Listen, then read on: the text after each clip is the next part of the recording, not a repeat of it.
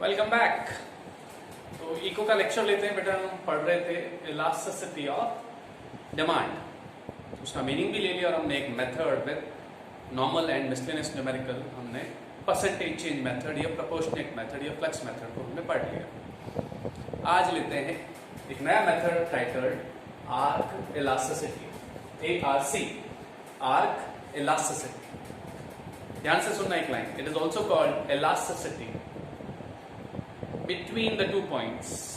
कोई दो पॉइंट्स हैं तो उनके मिड पॉइंट पे इलास्टिसिटी निकालता है ये मेथड। समझेंगे कैसे? फॉर्मूला देखें पहले।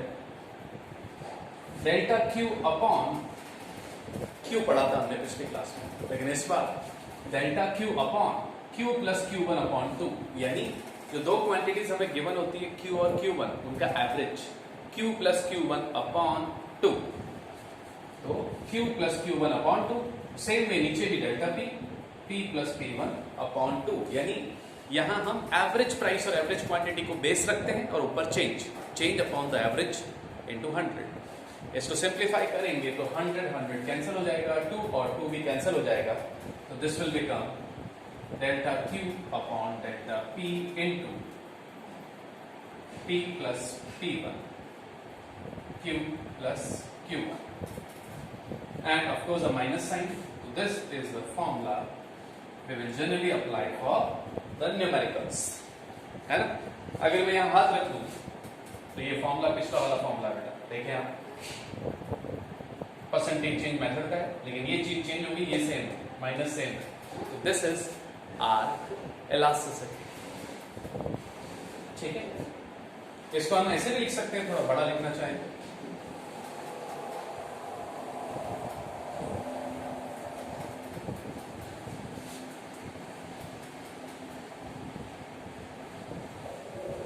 ये भी सही है, बोथ आर करेक्ट। ये डेल्टा क्यू को हमने ऐसे लिख दिया और डेल्टा पी को ऐसे लिख दिया, तो एक ही फॉर्मूले को दो तीन अंदाज में लिखा जा सकता है। That was the formula. I repeat, दो पॉइंट्स के मिड पॉइंट पर इलास्टिसिटी निकालता है ये method, arc elasticity. Okay, now very important note, ये क्लास 11th माइक्रो इकोनॉमिक्स का पार्ट नहीं था, तो ये नया है सीए फाउंडेशन वाला। एंड द मोस्ट इंपॉर्टेंट से, हमें अगर P1 और Q1 की वैल्यू दे दें तो कौन सा मेथड लगाएंगे? परसेंटेज मेथड या आर्क इलास्टिसिटी? क्या दोनों सेम आंसर देंगे? सेम आंसर तो नहीं देंगे, फॉर्मूला अलग है तो आंसर अलग आएगा। कौन सा मेथड को प्रेफरेंस देंगे? As per the CA foundation study material, if a question is silent, which generally is, we will always give preference to arc elasticity. अच्छा, एज अ हैबिट, क्योंकि मोस्ट ऑफ यू जो eco पढ़ के आए हैं वो percentage method पढ़ के आए हैं, तो हैबिचुअली आप परसेंटेज से आंसर निकाल देते हैं, तो बेटा वो सीए फाउंडेशन में गलत हो जाएगा। If a question is silent, we will only and only use arc elasticity. इसको हिंदी में चाप लोच कहते हैं। आर्क वर्ड को, आर्क ग्राफ पे बनता है ना, उसको चाप कहते हैं। तो let's take 2-3 numericals and calculate the arc elasticity.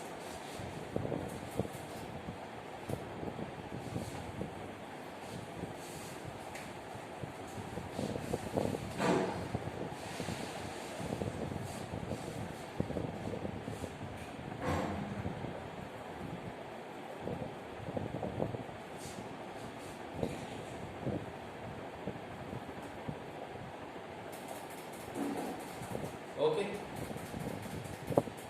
P is equal to minus delta Q upon delta P into P plus P1, Q plus Q1. Delta Q is Q1 minus Q, so it's minus 350 upon delta P is 20 plus 20 into P plus P1, 40 plus 60, 100, और नीचे Q plus Q1 1050, है ना? Be careful, ये हमने P plus P1 40 plus 60 100 ऊपर रखा है, इन दोनों का सम Q प्लस Q1 नीचे रखा है, तो ये चेंज है compare to the previous method. Now minus and minus goes, this goes 5 times, this goes 3 times, 5 upon 3, the answer is 1.67, which is more elastic, which is more elastic. हाँ, अगर इसी को हम परसेंटेज मेथड से करते तो देखिए क्या आंसर आता है.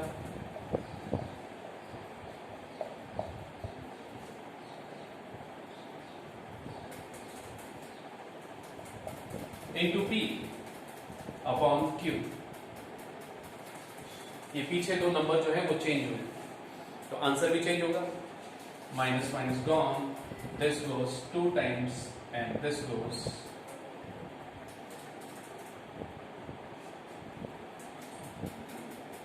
2 टाइम्स. तो आंसर इज 1, क्योंकि प्राइस भी 50% बढ़ा था और डिमांड भी 50% गिरा था, तो परसेंटेज मेथड में ये 1 आ रहा है.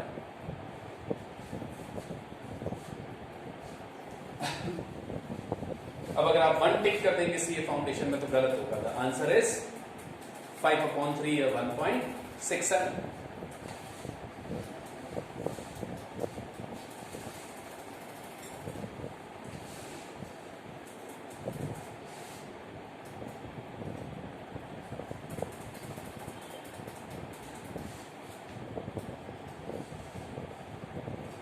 Let this be some data. A different example, just for practice sake. So E is equal to minus delta Q upon delta P into P plus P1 upon Q plus Q1. Minus की जगह minus delta Q is minus 400. 5. P plus P1 is 55. 25 and 30 is 55, and then this is 600. This goes 11 times, this goes, so this is 22/3, which is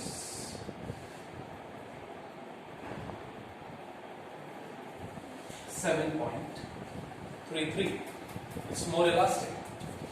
It's more elastic. And again इसको percentage change से करते तो ये आता into P 25 है ना. मैं इसको परसेंटेज मेथड से कर रहा हूं upon Q 500. So this goes 4/5. नीचे दो 5 है, 5 and 5, 25 gone, this is 4. Again more elastic.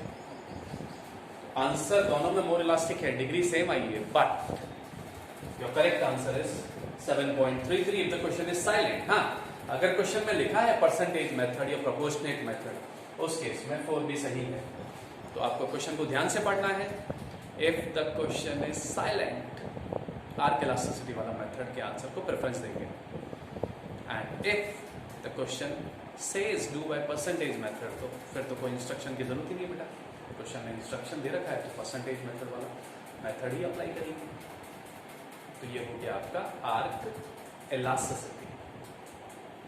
Now, we take one more method today, which is a very easy method, total expenditure method. ठीक है, ये वैल्यूज में मिटा नहीं रहा हूं. इस सेट ऑफ वैल्यूज में आपने देखा कि दोनों मेथड में आंसर क्या आया, मोर इलास्टिक. तो ये सेट ऑफ वैल्यूज में टोटल एक्सपेंडिचर मेथड से भी आएगा मोर इलास्टिक.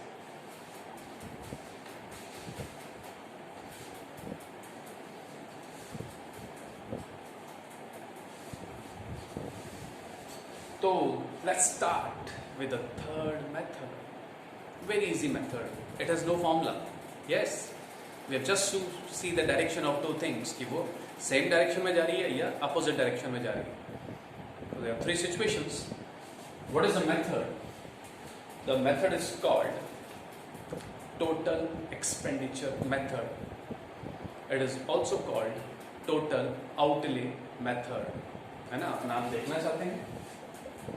टोटल एक्सपेंडिचर या फिर total outlay method. Now what is total expenditure? It is equal to P into Q. Very easy to understand. Say ये मार्कर 20 रुपीज का और मैंने 5 यूनिट्स खरीदे, 20 into 5. My expenditure is 100. तो expenditure is P into Q. एक dairy milk 50 rupees की है और आपने 4 डेयरी मिल्क ली तो 50 इंटू 4 200। हाँ, जो इकोनॉमिक्स पहले पढ़ चुके हैं, टोटल रेवेन्यू भी यही होता है, P इंटू क्यू। तो हो सकता है क्वेश्चन में आपको टोटल एक्सपेंडिचर की जगह टोटल रेवेन्यू गिवन हो, एक ही बात है। Total expenditure and total revenue are the same. Now what does the method say? The method says just 3 things. Price के बढ़ने से TE my friends is total expenditure. Price के बढ़ने से टोटल एक्सपेंडिचर बढ़े या प्राइस के कम होने से टोटल एक्सपेंडिचर कम हो, यानी they go in the same direction, यानी there is a direct relationship between price and expenditure. Price and expenditure, my friends, price और डिमांड नहीं, उनमें तो हमेशा इनवर्स रिलेशन होता है। तो there is a direct relationship between price and expenditure. We can say E is less than 1, less elastic. हाँ, we cannot say कि 0.8 या 0.5 या 0.2 या 0.1. We cannot comment on the exact numerical value, but we can comment on the degree that the demand would be less elastic. Now, price बढ़ने पर total expenditure कम हो या फिर price कम होने पर total expenditure बढ़ जाए, यानी opposite direction में जा रहे हैं, they both are going in inverse direction. एक के बढ़ने से दूसरा कम हो रहा है, तो if there is an inverse relationship between price and total expenditure, we can say it is more than 1, more elastic. Again, more elastic 1.1 भी होता है, 1.5 भी होता है, 2 भी होता है, 3 भी होता है, 5 भी होता है, 7 भी होता है, but we cannot comment on the numerical value. We just know it is more elastic. And finally, one interesting case, price के बढ़ने से या गिरने से total expenditure आपका रहे constant, यूनिट इलास्टिक। प्राइस के बढ़ने पर no change in total expenditure, price के गिरने पे no change in total expenditure. तो टोटल एक्सपेंडिचर जो पहले था अभी है वो सेम हो, यूनिट इलास्टिक। यानी नो फॉर्मूला, आपको सिर्फ प्राइस और टोटल एक्सपेंडिचर, या शॉर्ट में बोलूं तो P और TE का रिलेशन देखना है बेटा। P और T सेम डायरेक्शन में जाए, दोनों बढ़े या दोनों गिरे, लेस इलास्टिक। प्राइस बढ़े टोटल एक्सपेंडिचर गिरे, प्राइस गिरे टोटल एक्सपेंडिचर बढ़े, मोर इलास्टिक। और प्राइस के गिरने या बढ़ने से टोटल एक्सपेंडिचर वही रहता है, यूनिट इलास्टिक।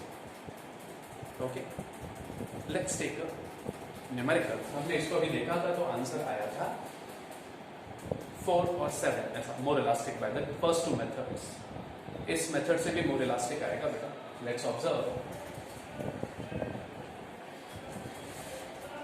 इधर निकालते हैं हम TE और TE1, P into Q and here P1 into Q1. 25 into 500, 12500, and 30 into this, 3000. What is the observation in this example? The price has increased and the total expenditure 12,500 से 3,000 हो गया। They are going in opposite direction, inverse relationship. कौन सा situation है? ये वाला, inverse direction में जा रहा है, तो E is more than 1। तो हम लिख सकते हैं इसको देखते हुए कि ऊपर वाले एग्जाम्पल में E is more than 1, more elastic. But again, 1.1, 1.5, 1.8, 2, 2.5, 5, 7, we just don't know. According to total expenditure method, we can only tell the degree.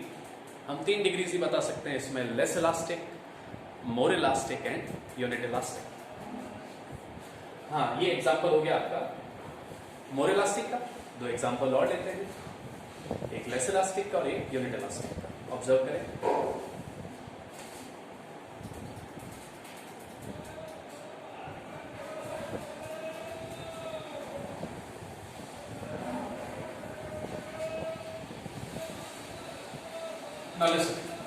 Price बढ़ा है 50% और डिमांड गिरा है 20%। परसेंटेज मेथड से लेस इलास्टिक है, आप चेक कर सकते हैं। आर्क इलास्टिसिटी का आंसर निकालेंगे, you do it, this is some task of task. इस डेटा का परसेंटेज और आर्क मेथड से आंसर निकालें, both the answer would be less than 1। हम हमारे मेथड से निकालते हैं जो अभी चल रहा है, total expenditure method, P into Q. So it is and P into Q. Okay, what do we see? Price rises and total expenditure also rises. क्यों? 25 से 50 भी बढ़ना और 12,500 12,500 से 20,000 भी बढ़ना. Both are rising. Both are going in the same direction. So this is the case. Both are rising. Same direction, less than 1. We can say A is less than 1, less elastic. और आप solve करके देख लें by percentage and are. यानी ये तीनों method in generalise कर रहा हूँ, हर सिचुएशन में नहीं. ये तीनों मेथड अलग अलग आंसर दे सकते हैं, लेकिन डिग्रीज में जनरली अलग अलग आंसर नहीं आएगा. जनरली स्पेशल केस में अलग अलग भी आ सकता है. Finally, we take the third case of unit elasticity.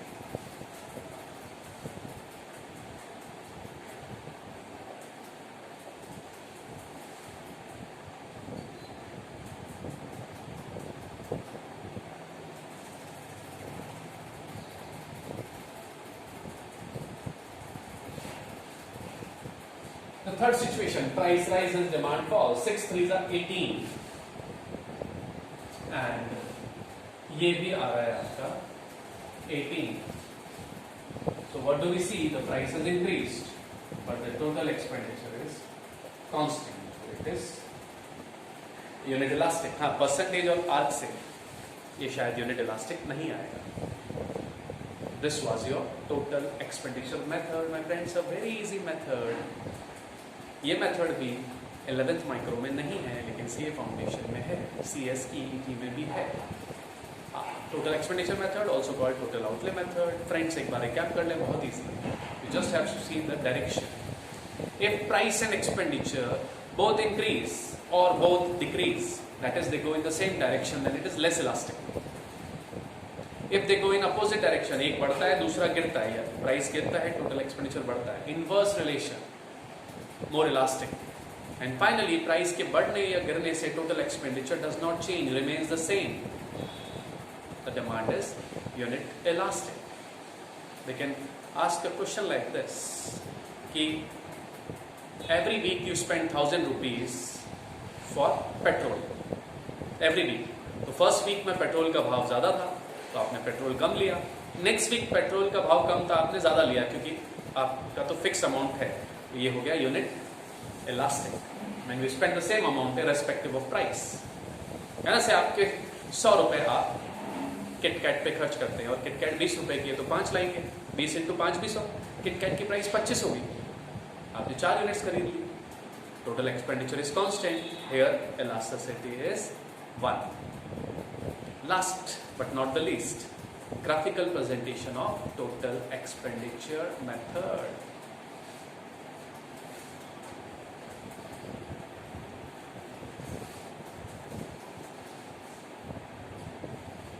ये चार्ट लर्न कर ले बेटा, बहुत इजी है.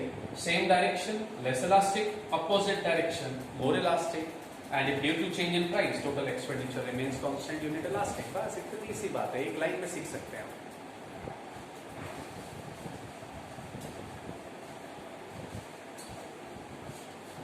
And please don't see the relation between price and demand. यहां हम देखते हैं relation between price and total expenditure.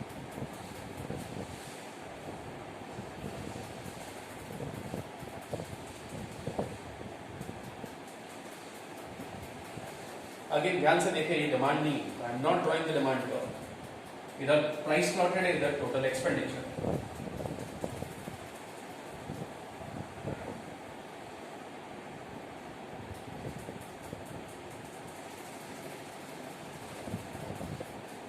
Let us understand.